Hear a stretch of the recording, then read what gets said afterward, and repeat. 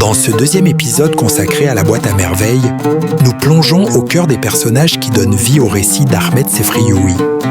Chacun d'eux n'est pas seulement un nom, mais un miroir des réalités sociales et humaines du Fès des années 1920.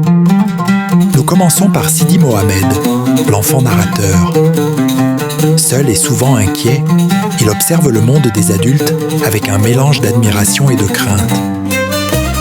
À travers ses yeux d'enfant, la médina de Fès s'anime. Les ruelles étroites, les bruits du souk, les odeurs de savon et d'épices. Ses pensées révèlent sa solitude, ses peurs nocturnes, mais aussi sa capacité à rêver et à transformer chaque objet en trésor. À ses côtés se trouve Lala Zoubida, sa mère. Femme courageuse et tendre, elle lutte chaque jour contre la pauvreté et la fatigue.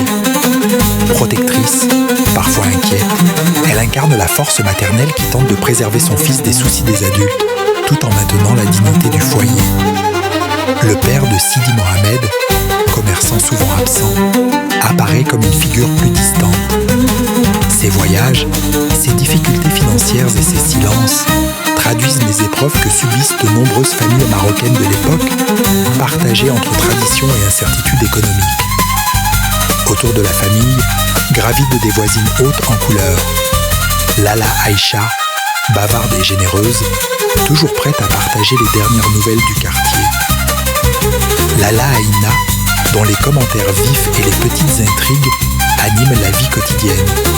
Sans oublier les clientes du hammam, les commerçants et les conteurs qui forment un chœur populaire révélant la richesse de la médina. Ces portraits, parfois drôles, parfois émouvants, construisent un tableau vivant où se mêlent tendresse, humour et réalisme. Ils permettent aux lecteurs et à nous spectateurs de ressentir la chaleur des relations humaines et le poids des traditions qui façonnent l'enfance de Sidi Mohamed.